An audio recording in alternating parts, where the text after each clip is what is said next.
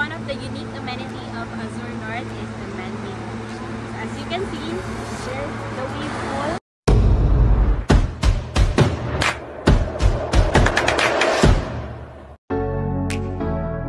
Hi future homeowners! Welcome back again to our YouTube channel here at Virtual House Tour. For today's vlog, we will going to feature Azure North here in San Fernando, Pampanga. Together with me is Ma'am Katrina Sopay. Who will be joining us dito sa condo tour. So what are we waiting for? Let's begin ba? Oh, talaga. So Ma'am, let's talk about the location of Azure North. So it is strategically located here in the heart of San Fernando, Pampanga, right? Correct. So it's very accessible because it's just right after NLEX San Fernando exit. So the nearby establishments are SM, Robinsons, and SNR. So literally across lang din siya with the major establishments. Correct.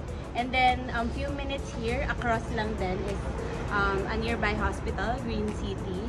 And the whole stretch of the Jose Abad Santos Avenue is a commercial space. So it's very convenient and accessible. And one thing also about San Fernando, as you mentioned, it's a passageway to northern provinces.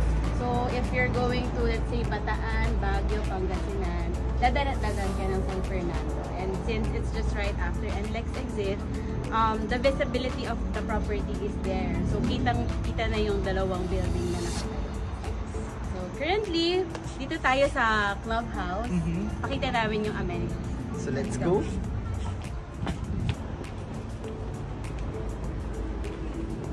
So upon entering the main door is the lounge. So here you can chill, you can relax, you can do light work. So you can also entertain your visitors here at the lounge. Yes, let's go. You also have your function room wherein you can rent it out if you have like events or mga meeting. So, yan. Pwede yung gamitin ito as part of the amenity here in Azure North. Actually, this is one of my favorite spot here in the South House in Azure. So, we have the fitness center, it's a gym. So, let's go. Here's the full-scale gym of Azure. So, what's good about it is very, spacious. And the windows is floor to ceiling and overlooking din siya ng man-made beach. Gym is open from 7 AM to 7 PM so that you can work out, no? And then also, right beside the gym is the clinic. So, meron din tayong clinic dito. Wherein, baka mahimatay ka or you can also use our clinic here.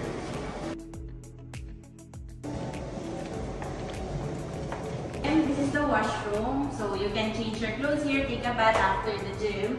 So here is the shower area. And also there are lockers for your valuables or your personal stuff. Of course, you also have for men's toilet and bathroom, and also shower room here. Wherein again, after you go to the gym, you also have your shower here, pwede kang maligo, and you have your cabinets as well, wherein yun nga, pwede mong ilagay yung mga gym, outfit. So yun, from ladies and men's toilet and bathroom and shower area. Of course, Azure North has PWD friendly toilet and bathroom. So ma'am, guys, after the clubhouse and the ground floor, meron din siya upper roof deck, no? Yes. So this one, ang intention for this is to become a juice bar. Eventually, pag ready na din yung fully operational na yung Azure, it's nice to have like a place for cocktails, especially for in the afternoon yung sunset hanggang gabi. So overlooking din kasi siya ng man-made beach. Pwede ka nga dito mag-party-party, no?